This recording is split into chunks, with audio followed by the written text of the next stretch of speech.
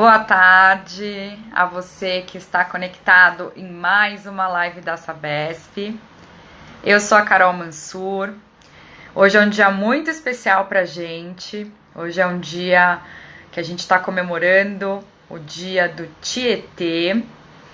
E se você está acompanhando as nossas redes, percebeu que a gente está com uma programação super especial, né? E aqui na nossa conversa não vai ser diferente. A gente vai falar sobre as ações da Sabesp que tem relação com esse rio, né? E outros projetos super legais. E para isso, eu vou adicionar o meu convidado, que é o grande responsável por essas e outras ações. Eu já vi que ele está aqui. Oi, Vinícius, boa tarde. Um monte de gente já conectando. Oi, Fá, Rita, Aparecido. Só um minutinho que eu já vou incluir. O convidado de hoje, nosso presidente Benedito Braga. Ele já está conectando. Vamos lá. Pessoal, vocês podem contribuir, tá? Boa tarde, presidente. Boa tarde, como é que vai você, Carol? Tudo bom? Eu vou muito bem. E o senhor, tudo bem? Tudo em paz, graças a Deus. Graças a Deus, ainda mais nesse dia de tantas coisas boas que estão acontecendo para a Sabesp. Sem dúvida, hoje nós celebramos o Dia dos Rios e, em particular, do nosso Tietê, né? Um rio de grande relevância histórica para o Brasil, não é? Porque foi através do Tietê que os bandeirantes entraram aí por dentro desse nosso país, levando então digamos, a cultura europeia para interagir com os nossos indígenas. Então, é um rio de grande relevância histórica, é um rio muito importante para a região metropolitana e para todo o estado de São Paulo em geral. Por que que a gente diria que ele é tão importante para o estado de São Paulo? Que ele corta o estado quase em toda a sua extensão, né? Então, o Tietê é um dos maiores rios estaduais do Brasil. No Brasil, nós temos rios estaduais e rios federais. Os federais servem de divisa entre dois estados ou cruzam dois ou mais estados, né? Então, o Tietê ele nasce muito próximo do mar, né? Ele ali em Salesópolis, uma região muito bonita, montanhosa, e ao invés de correr logo para o mar, ele corre para o interior, cruza o estado todo, encontra o Paraná, que por sua vez é um rio federal, que desce, encontra o Rio da Prata e aí chega no mar. Então, o Tietê, ao invés de percorrer aí alguns 50, 60 quilômetros, percorre milhares de quilômetros para chegar até o mar. E nesse caminho, ele abastece muitas cidades, né? Muita gente acha, o Tietê é um rio sujo, não é? Aqui na região metropolitana de São Paulo, mal cheiroso, etc. Mas há um processo chamado de autodepuração, que é um processo natural que os rios, a partir do movimento deles, a partir da agitação das águas, ele consegue se oxigenar, ele consegue receber o oxigênio do ar para dentro da sua estrutura. E aí, ele, com este oxigênio dissolvido, nós temos umas bactérias que respiram esse oxigênio e decompõem aquela matéria orgânica, o esgoto, Tá. transformando em gás carbônico e água, né? Então, limpa o rio. E é isso que acontece. o Rio Tietê em Barra Bonita já está limpo, né? Temos atrações turísticas agora lá, barcos, e nós temos, a partir daí, navegação, navegação comercial. Uma boa parte da soja do Centro-Oeste é transportada, porque o transporte fluvial é um dos mais baratos que existe, é transportada em barcaças e depois é colocada em containers, em ferrovia, e que chega até o Porto de Santos, né, para exportação. Então, é um rio que se presta ao abastecimento, à recreação, à piscicultura e à navegação. Então, é um rio de múltiplos usos para nós paulistas. Que maravilha! Que aula! Agora, a gente está engajado, né? A Sabesp está engajada no projeto Tietê, que está prestes a completar 30 anos, né? Sim.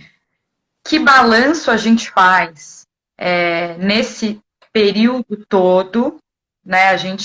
Daqui a pouco a gente vai falar de mais uma inauguração, né? Que faz parte da quarta etapa. Mas antes disso, eu queria que o senhor fizesse esse balanço para nós. Olha, o projeto Tietê, ele já levou coleta e tratamento de esgotos para mais de 10 milhões de pessoas, né? Significa o seguinte: se nós não tivéssemos implementado este projeto, imagine como é que estaria o Tietê nos dias de hoje, né? Então, nós tiramos uma quantidade enorme de esgoto que era coletado no passado e era jogado diretamente no rio, né? Então, nós construímos o que nós chamamos de interceptores, né? Já foi investido aí nesse projeto Tietê quase que 3 bilhões de dólares, né? Muito recurso que já foi investido nesse projeto Tietê. Mas tivemos também grandes resultados, como esse que eu estou relatando, né? Então, hoje, a grande parte da população da cidade de São Paulo e de cidades da região metropolitana já tem, a partir desse projeto, a coleta e o tratamento do esgoto.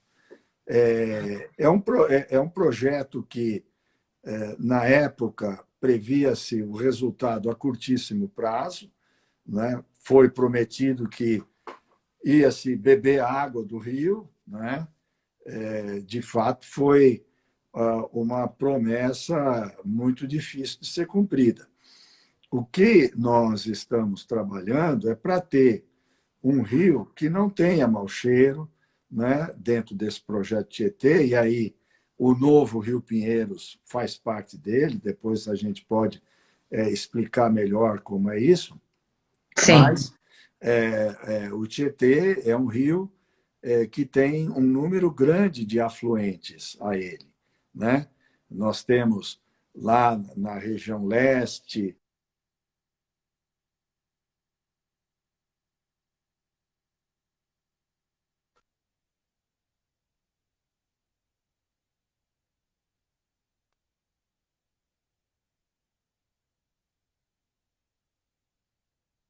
Ixi, acho que a gente está com uma conexão ruim do presidente. Se vocês estiverem me ouvindo, alguém comenta, por favor, tá? Acho que a conexão tá ruim. Pessoal, o nosso presidente caiu, a conexão dele tá ruim. Eu vou adicioná-lo de novo, tá? Vamos lá.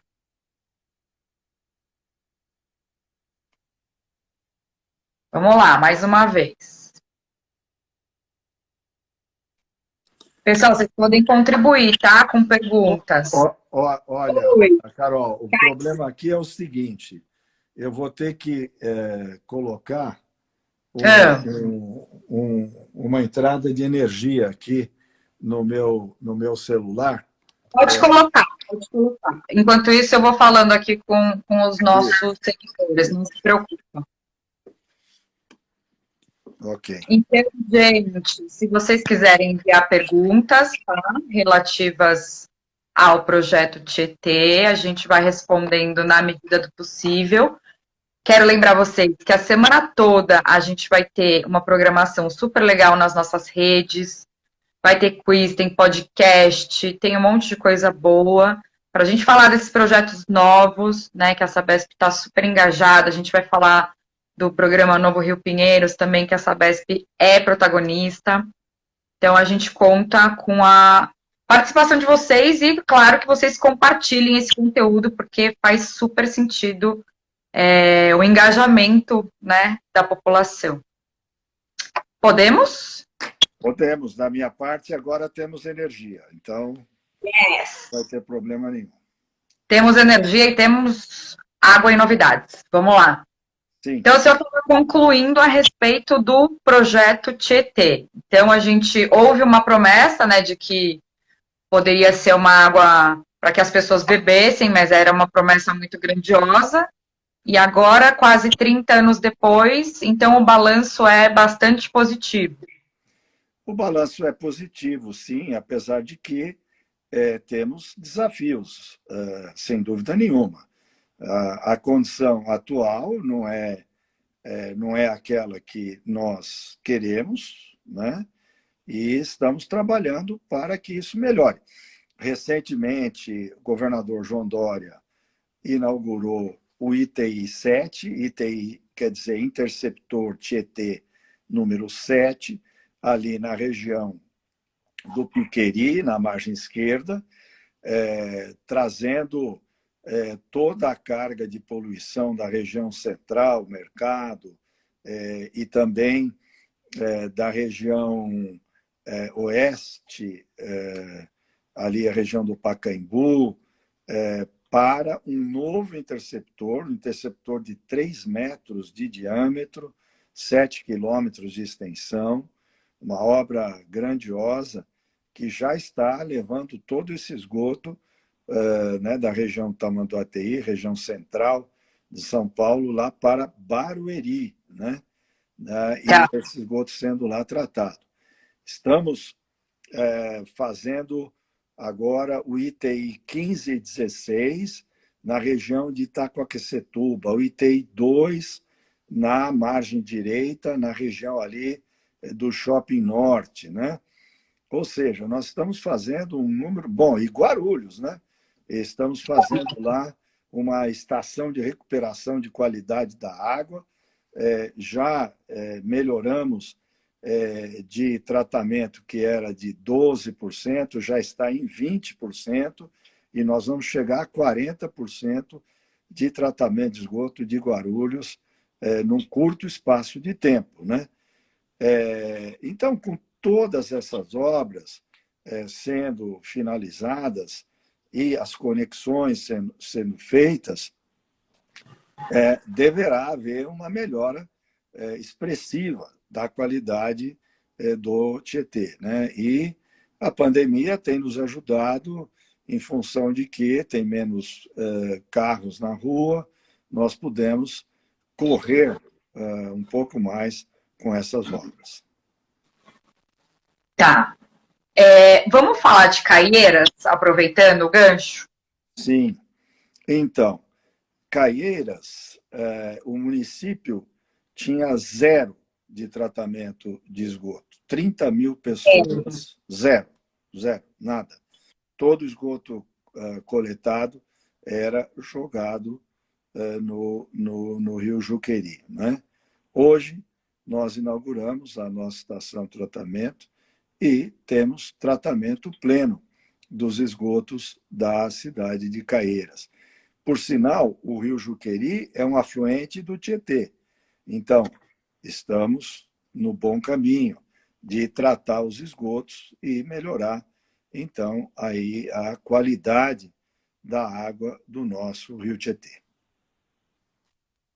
o senhor acha que a questão da ausência de chuvas, a gente está vivendo um período de grande estiagem, né? Hoje, ontem que deu uma chovidinha. Isso tem colaborado de alguma forma para que o rio não fique tão poluído? Olha, ao contrário, né? Quando você tem menos água não poluída para diluir o esgoto, é melhor. Quando você tem, quero dizer, quando você tem mais água Para não diluir? poluída para diluir, é melhor. Então, com a seca, o que acontece? Por que o rio continua fluindo mesmo quando não chove? O rio continua fluindo, tem água no rio, não está chovendo. De onde vem essa água? Né? Vem do Uhum. lençol subterrâneo. Quer dizer, quando chove, o que acontece? Parte da água vai rapidamente para o rio. Né? Temos aí as enchentes em lugares impermeabilizados. Né? Mas parte desta água ela infiltra no solo. Tá? Ela infiltra e a velocidade do escoamento subterrâneo é muito menor do que do escoamento na superfície do terreno. Na superfície, a água corre muito rápido, principalmente se o terreno é íngreme. Né? Já a água subterrânea, ela é infinitas vezes mais lenta. Então, mesmo depois de muito tempo que você está sem chuva, ainda há uma contribuição subterrânea para dentro da calha do rio e ele tem água. Tá? E essa água ela tem uma qualidade melhor, porque o solo funciona como um filtro para essa água.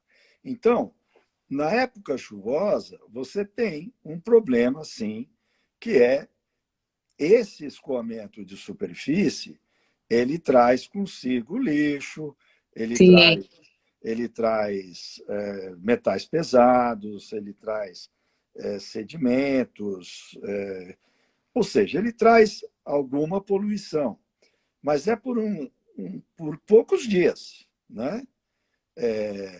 São as primeiras chuvas. Depois, quando o seu rio está mais cheio, né, com este escoamento subterrâneo, você tem uma diluição maior da carga orgânica do esgoto que chega no rio. Então, dizer que, devido à seca, reduziu a poluição, não faz Não. sentido nenhum. Na verdade, eu estava me referindo à questão desse lixo, né? Que muitas vezes vem com a chuva, cai no Isso, córrego, né? isso. Então, aí nós temos que separar duas coisas. O lixo flutuante, né, e o esgoto. O lixo Tá. flutuante, ele não traz PET, garrafa PET, essas coisas, né? Lençol, como é que é? Colchão, essas coisas. Geladeira. Geladeira, isso não traz mau cheiro para o rio. Tá? Não. Tá. Quem traz mau cheiro para o rio é a decomposição do esgoto por umas bactérias que, ao invés de respirarem oxigênio, elas respiram enxofre. Elas usam o enxofre para o seu processo metabólico. E Nós até fazendo assim, na vez passada que a gente não ia mais poder abrir a janela quando essas bactérias estivessem atuando. porque libera o gás sulfídrico, que é esse gás que dá esse mau cheiro no rio. Então, assim, essa poluição de lixo flutuante não traz problema de, entre aspas, poluição da água. Traz a poluição visual, né? Que você não gosta de ter um rio todo cheio de garrafa PET, esse tipo de coisa. Né? Claro, esse escoamento superficial traz também alguma demanda orgânica. Tá? Não é assim, só lixo flutuante. Tem outros materiais também, mas não assim, vamos dizer, em proporções tão expressivas como o esgoto que é conectado diretamente no rio. Perfeito. A gente estava falando do curso do rio, né? Eu queria que o senhor explicasse agora sobre especificamente o Rio Pinheiros, que é outro rio importantíssimo para nós. Nem todo mundo sabe que ele teve o seu curso invertido, né? Uhum. Você poderia me dizer por que isso foi feito lá atrás? Olha, foi uma assim, uma sacada de engenharia muito boa. Uma companhia inglesa chamada Light and Power, nos anos 40, por aí, um engenheiro chamado Billings esteve por aqui e observou o seguinte, né? Poxa, o Tietê, ele nasce aqui em cima, né? E vai caminhando em direção ao interior, recebe o Pinheiros, que é outro afluente também que nasce aqui em cima da serra, uma serra com 700 metros, 800 metros de altitude. E eles tinham uma usininha que hoje a EMAI opera, chama Pirapora, ali na cidade de Pirapora, que gerava, sei lá, 20 megawatts, uma coisa assim, e era uma usina considerável. Muito bem. O que ele observou? Ele pensou assim, falou, puxa vida, se a gente fizesse, invertesse, vamos dizer, se a gente colocasse uma barragem aqui, melhor, se a gente colocasse uma estrutura que permitisse que eu, quando viesse as chuvas, eu pusesse uma estação de bombeamento ali naquela área ali da Berrine Sim, e uma barragem lá no começo do Pinheiros, a barragem de Pedreira, e pusesse uma outra estação de bombeamento, eu criaria um lago próximo lá da serra, né, da Serra do Mar, e aí eu colocaria uma usina hidroelétrica lá embaixo, lá em Cubatão. E faria como? Bom, quando chove, né, ou quando também não chove, eu fico bombeando essa água para a represa, tá? E, ao invés de eu gerar esses 10, 20 megawatts, eu vou gerar 850 megawatts lá embaixo. meu Deus. E foi por isso que São Paulo se transformou no maior polo industrial da América Latina, porque construiu-se essa usina muito próximo do ABC, ali de Santo André, São Bernardo, e você sabe, quanto maior a distância, maior a perda de transmissão de energia. Então, você produz 800, mas você entrega 700, 600. Você entrega menos, porque dissipa essa energia. No caso, não. No caso, está muito próxima a usina de onde eu vou consumir. Então, tem pouca perda. Com isso, São Paulo deu um salto, né? Do ponto de vista de indústria e de energia abundante. Bom, o que aconteceu? Em função disso, a cidade cresceu, né? Muita gente veio morar aqui e o saneamento não teve a mesma Não acompanho. não teve a mesma importância, né, do que a indústria. E não se tratou, claro, toda a atividade humana, seja ela industrial, comercial ou doméstica, gera poluição da água, poluição do ar. e assim por diante, né?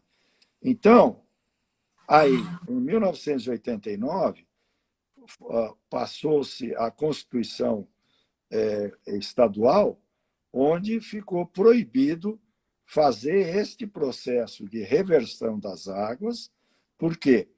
Porque esse processo de reversão fez com que a represa Billings se tornasse numa grande lagoa de oxidação de esgoto, né? O mau cheiro da Billings era uma coisa impressionante, né? Era muito ruim. Hoje, essa poluição, em função da proibição da reversão, melhorou muito a qualidade da água da Billings, apesar de não ser a ideal ainda, tá? Mas melhorou demais.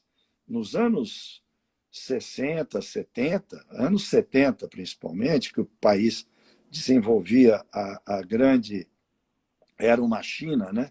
Desenvolvia muito rápido, tinha muita indústria, tinha muitos comércio, etc. O mau cheiro na Billings era terrível, né? Os mais velhos se lembram muito bem disso. E por isso que parou essa reversão. Agora, o que acontece? Quando chove muito, tem que fazer o bombeamento. Por quê? Porque gera-se muito escoamento superficial que vai para dentro do Pinheiros e você não tem capacidade de escoamento para baixo. Então, quando chove, tem uma estrutura que chama comportas lá no Cebolão, aí fecha a conexão entre o Pinheiros e o Tietê, e aí essas bombas bombeiam essa água da chuva para a Billings. E aí está mais diluída, né? Tem uma carga orgânica menor, e por isso que não causou tanto problema, e a Billings está numa condição melhor hoje. Que interessante, até a Renata está comentando, várias pessoas comentaram que muito interessante mesmo. E até a questão da proibição, né? Porque se foi feito. Existe algum outro rio por aqui assim que tem o curso invertido? Não, né? Depois do Pinheiros. Temos no estado do Rio de Janeiro.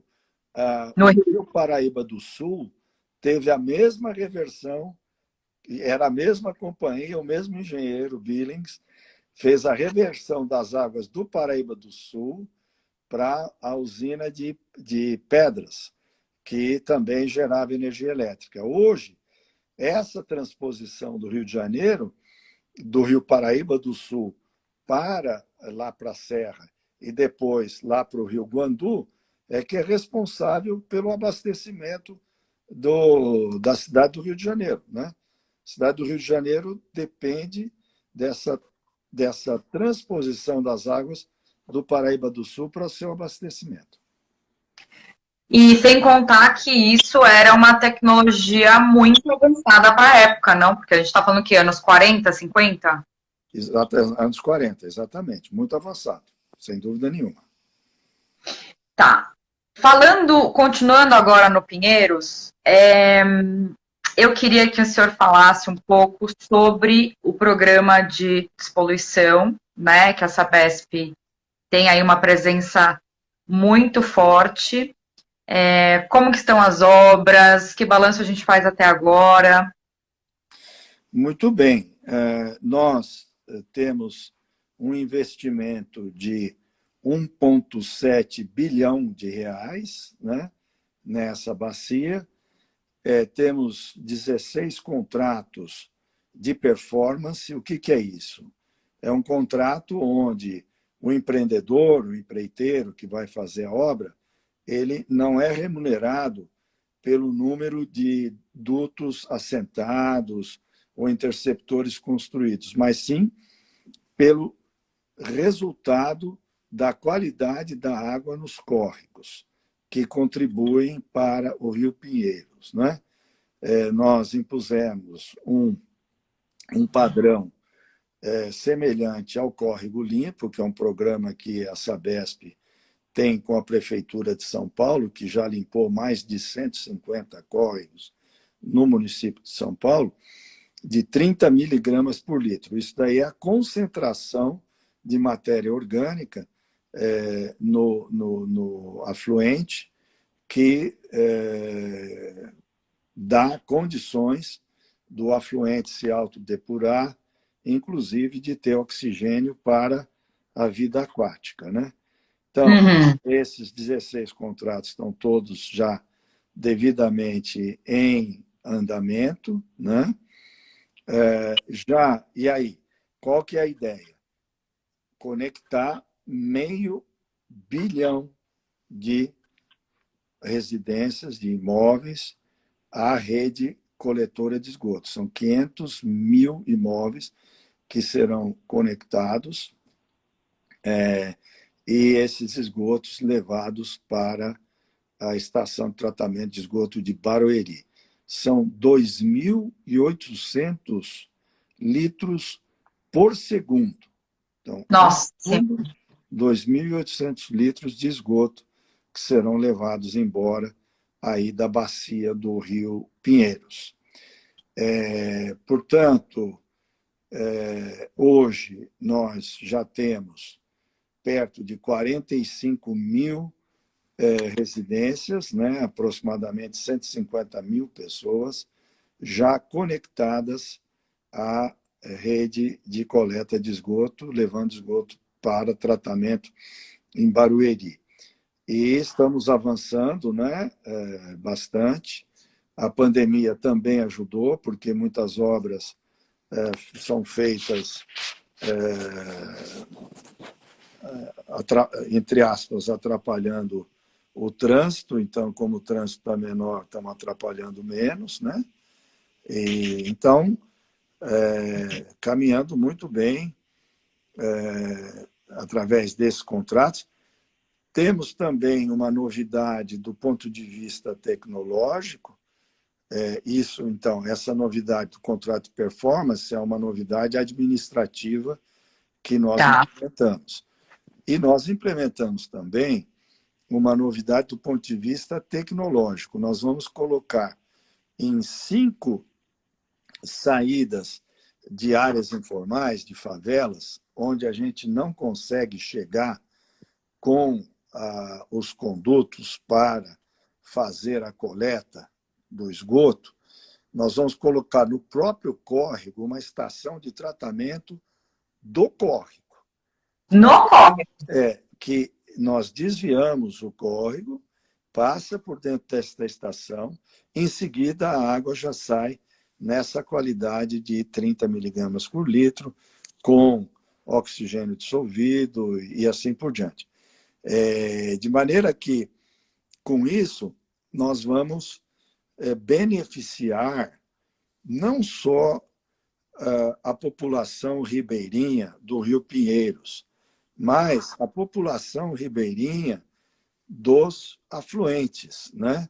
A população lá de Tabuão, né? de Capão Redondo, e uma série de áreas menos favorecidas do ponto de vista econômico. E a gente pode dizer, então, que o programa Novo Rio Pinheiros e o projeto Tietê, eles estão interligados?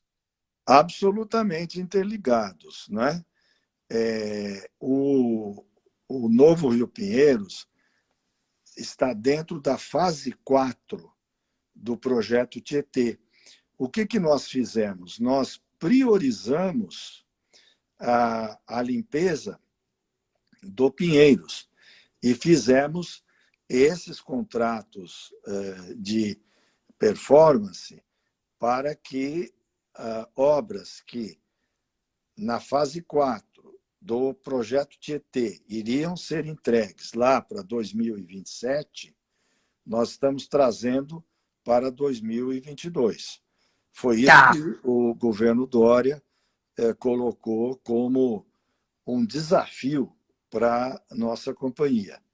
E nós estamos, então, enfrentando esse desafio com muita integração, né? Nós temos 2 diretorias integradas e trabalhando de forma cooperativa unida, a Diretoria de Tecnologia e a Metropolitana, fazendo esses trabalhos de essas estações de recuperação de qualidade da água e esses contratos de performance. Muito bem. E falando em integração, como que a gente pode integrar a sociedade nessa proposta, né? Porque eu acredito que fica muito complicado, né? Tantas obras, projetos incríveis, se a população não abraçar a causa, né? O que está faltando? Está faltando informação, a questão do pertencimento, das pessoas acreditarem que é possível. Olha, eu acho que as pessoas estão já entendendo a importância de participarem desse processo, ou seja, cuidando do seu lixo, né? O que é necessário agora? É o poder público municipal se envolver mais. E nós estamos fazendo isso. Nós estamos trabalhando junto às prefeituras, em especial a Prefeitura de São Paulo, né, que é a maior interessada nesse projeto, no sentido de possibilitar métodos de coleta de lixo em áreas informais. Por exemplo, fazendo um processo de incentivo econômico, né, para o camarada levar o lixo dele até uma caçamba nas proximidades, né, ao invés de simplesmente jogar no córrego aquilo que ele não teria, vamos dizer, paciência para andar até lá onde o caminhão do lixo consegue coletar, né? Sim. Então, a prefeitura está interessada nessa ideia, estamos trabalhando com eles, estamos trabalhando com a ANLURB, que é a agência de São Paulo para resíduo sólido, né?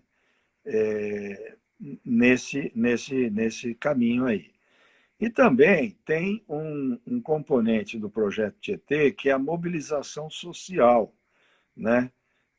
Das pessoas que moram nessas áreas informais, para, primeiro, elas, aonde dá para a nossa rede chegar, elas não se mostrarem reativas, né? Possibilitarem que a gente faça essa coleta do esgoto, né? E já temos tido sucesso nisso, né? E, ao mesmo tempo que fazemos isso, damos o sinal de que, puxa vida, agora que o seu esgoto não vai mais para o córrego vai deixar de cheirar mal, vai aparecer peixe, vai ficar bom, então não joga o lixo lá, leva o lixo lá na caçamba para... Né? Então, esse trabalho está sendo feito. Agora, é importante também que os meios de comunicação se juntem a nós, né? Essa live sua é uma oportunidade da gente, né, transmitir essa mensagem que todos estamos responsáveis por esse processo, né? De um lado, o governo do estado, de outro, a prefeitura, as prefeituras, né? Em especial a prefeitura de São Paulo, e as pessoas, o comércio, a indústria e o cidadão comum. Agora, temos que comunicar mais. A Sabesp está preparando um plano de comunicação cada vez mais intenso. Por quê? Porque, na medida que os resultados com relação à melhoria da qualidade da água aparecem, é que essa questão do lixo vai ficar mais saliente. Porque hoje o rio já está sujo, o rio cheira mal, e aí o camarada diz, é como o metrô, não é? Ninguém joga papel no metrô, no chão. porque está sempre limpinho, né? Caiu qualquer papel, vai alguém lá limpa. Isso É, era um processo né, de magnificação dos procedimentos. A pessoa vê o rio que não cheira, que não está mais cheirando mal, que tem algum peixe lá, não é nenhum salmão, né, nenhuma tilápia, mas um cascudo, né, um lambarizinho. não, lambari não dá, não. Tem bagre, bagre africano, esses É, peixes assim bem simplesinhos, assim que não exigem muito oxigênio. Um pouquinho de oxigênio já dá para eles viverem, né? Então eu sim. imagino que as pessoas vão passar naturalmente a cuidar mais, mas precisa comunicar mais. Concordo. É, sem dúvida, né? É, foi o que o senhor falou, né? A gente tem feito nas nossas redes, né? Enfim, a Sabesp como um todo, internamente, todo esse processo de comunicação, né? Porque precisa também ser uma coisa de dentro para fora, né? Para a população compreender a magnitude dos projetos, né? A importância. Acho que durante a pandemia as pessoas também ampliaram o olhar, né? Com relação ao meio ambiente. Eu estive numa comunidade recentemente e fiquei muito triste, porque, de um lado, a gente via os funcionários da Sabesp trabalhando, e de outro lado, você via na comunidade as pessoas jogando o próprio lixo pela janela, caindo direto no córrego. Sim. Então, acho que falta educação, né, respeito também, a empatia de pensar não só no meio ambiente, mas pensar nos funcionários que estão ali trabalhando, né? Sem dúvida, sem dúvida. Tem toda a razão. É isso mesmo. E com relação à segurança hídrica, né? Nós falamos muito sobre isso e esse é uma parte importante do processo do saneamento, né? Eu queria que o senhor falasse um pouco sobre isso. Muito bem. Bom, segurança hídrica é nós termos água em quantidade suficiente para as nossas atividades metabólicas e agora mais importante ainda de saúde, né, de higiene pessoal, para o comércio, para a indústria, não é? Para alguns outros usos que se faz da água para a agricultura, a irrigação para a produção de alimentos, né? A própria geração de energia elétrica. No nosso caso, especificamente, que é o abastecimento humano, né? Fundamental, principalmente em época de pandemia, né? Temos que, de fato, ter esta água em quantidade e qualidade adequadas para consumo e higiene pessoal. Bem, como é que nós conseguimos isso, né? Através de duas coisas. Uma é a infraestrutura para armazenar essa água, porque durante períodos de seca, os rios diminui a vazão do rio. Então, se você vai depender só da vazão do rio, você pode ter problema, né? Por quê? Por exemplo, a média, né, de vazão de um rio é 10, você fazendo um bom armazenamento, você pode ter garantido aí, ao longo do tempo, 5, 6, né? Mas, Uhum. se você for depender só do rio, a média é 10, mas num período seco chega a 1, chega a meio. E aí você não tem água, né? Sim. Então, você tem que ter reservação, infraestrutura. E você tem que ter um consumo racional por parte das pessoas, para que não haja desperdício, né, de um recurso tão precioso como é a água. Então, de um lado, uma demanda racional consciente, de outro, uma infraestrutura adequada, que fundamentalmente é reservação. Porém, acessoriamente, também, no caso nosso, é uma interligação entre sistemas. Então, por exemplo, na época da crise hídrica, o Alto Tietê, que é um sistema produtor nosso, não estava tão mal, né? O Cantareira estava lá no volume morto. Sim. Então, a área que era abastecida pelo Cantareira começou a ser abastecida, parte dela, pelo Alto Tietê. Como? Fazendo interligações que nós não tínhamos no passado, né? Nós aprendemos durante a crise. E agora, durante esse inverno, foi o Guarapiranga que começou a baixar. E Uhum. foi ajudado pelo Cantareira e foi ajudado pelo Alto Tietê, né? Então, e isso tudo o que é? Obra de infraestrutura hídrica, que a gente chama. São dutos, são bombas, são reservatórios que, trabalhando de forma integrada, oferecem água. E os consumidores, sendo conscientes, sendo racionais, usam somente aquilo que é essencial. A combinação dessas duas coisas traz a segurança hídrica. Aí você vai me perguntar, e São Paulo, como é que está em termos de segurança hídrica? Como é que estamos? Dá até Você, medo de perguntar, né? não, essa é brincadeirinha. É assim, na região metropolitana de São Paulo, nós estamos bem, porque nós temos toda essa condição estabelecida desde 2015, 2016.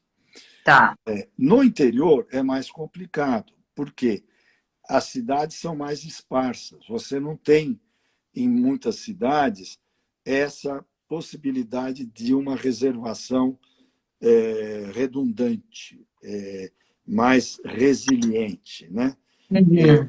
E aí, muitas vezes, você não tem um poço com a profundidade suficiente para dar uma vazão de água subterrânea suficiente. Então, aí você fica muito mais dependente de, vamos dizer, uma, uma operação do sistema que fica dependendo muito mais da caixa d'água que o camarada tem em casa, né? Fazendo um processo de rodízio, que um dia tem, outro dia não tem, que é uma coisa muito ruim e que nós evitamos Ao máximo. perentoriamente. Isso é uma situação só em situação de absoluta emergência, né, para não perder o controle do sistema, né? Então, no interior, nós temos uma situação mais difícil, né? Temos obras que estão sendo feitas no sentido de levar também para a nossa rede do interior essa mesma segurança hídrica que foi desenvolvida para a região metropolitana de São Paulo. E no litoral? Litoral tem uma situação semelhante a essa do interior, apesar de que, no litoral, nós já temos sistemas interligados, né? Nós já temos Itanhaém interligado com Praia Grande, com Santos, com Guarujá. Temos uma situação mais confortável. O problema do litoral é o fim de ano, a passagem de ano. Você não tem como construir, né, uma infraestrutura que a população flutuante é 3, 4 vezes a população local. O custo Sim. disso, a tarifa, ia chegar num valor que não seria justo para o pessoal local pagar aquilo para que o visitante se beneficiasse quando visitasse o litoral, né? Então, essa é uma questão técnico-econômica muito complicada, mas que nós temos feito campanhas, né, educativas. Não pode, num apartamento que só tem infraestrutura para 2, 3 pessoas, ficarem 8, 10 pessoas durante a temporada, né? E isso aumentando a demanda completamente desproporcional. Se o senhor me permite, eu tenho uma solução para esse problema. Pois não, vamos lá. Todo mundo agora, no Réveillon, vai ficar em casa. Olha, seria bom Ou vai pro mesmo, interior, gente. seria bom mesmo até todo mundo estar vacinado. Exatamente. Com o coronavírus, vai todo mundo ficar em casa, não vai ter Natal, não vai ter Ano Novo, não vai ter Carnaval, não vai ter mais nada. Não, carnaval até talvez tenha, viu? Porque nós vamos Já começar aqui disseram a comigo. vacina em dezembro, né? Capaz que até lá uma grande parte da população já possa pular o carnaval sem máscara, né? Deus Ou nos melhor, ajude. com aquelas máscaras de carnaval do tempo antigo. Exatamente, que são muito mais bonitas também, né? Olha, presidente, nós temos 7 minutos para terminar nossa live, senão o Instagram vai expulsar a gente. Tá bom. Para finalizar, eu queria entender a questão da segurança hídrica com os atuais vilões do nosso clima. A gente consegue fazer um paralelo aí? O nosso planeta está meio doido, né? Sim. E, obviamente, é por culpa de todos nós um pouco, né? Então, olha, existe um grande debate científico em torno das razões por que as mudanças climáticas acontecem, né? Existe uma corrente de cientistas que entendem que são questões energéticas relacionadas com as emissões solares e que o CO2 tem um papel secundário nesse processo, né? E citam o caso da Groenlândia, né, cujo nome em inglês é Greenland, Terra Uhum. Verde, quando os vikings chegaram lá, e aí não se queimava, não tinha produção de CO2 significativa, eles encontraram uma terra verde, né? E hoje a Groenlândia é um bloco de gelo, né? E portanto, que essas alterações climáticas são cíclicas e que o papel do CO2 é secundário. Outros dizem que não, que é o CO2 que é o grande responsável, porque os modelos que eles fazem aí mostram isso, levando em conta uma série de fatores. Ou seja, tem todo um debate, né, científico se é o ser humano ou não. Ora, isso leva a uma reflexão do tipo: é importante usar fonte renovável de energia. Por exemplo, o álcool, né, para mover os automóveis, porque você planta a cana, produz o álcool, e o álcool faz mover o carro. No ano seguinte, vem a chuva, a cana cresce, é um, é, é, é, é um Um ciclo. recurso renovável. Não é como o petróleo, porque o petróleo você extraiu, queimou, acabou. Você tem que achar um novo poço, e então é um recurso não renovável, né? Portanto, cabe aí analisar as reservas que tem, etc. E tal. De maneira que, na área elétrica, as hidroelétricas são muito mais interessantes do ponto de vista de uma energia renovável. Claro, nós temos que olhar a sustentabilidade, né? Agora, eu também não sou daquele tipo assim que acha que o ser humano é a pior coisa que existe. Muito pelo contrário. O ser Claro, humano é a inteligência, né? Então, sem dúvida nenhuma. Veja, tivemos aí uma pandemia. Já tem 7 vacinas sendo testadas no mundo, não é?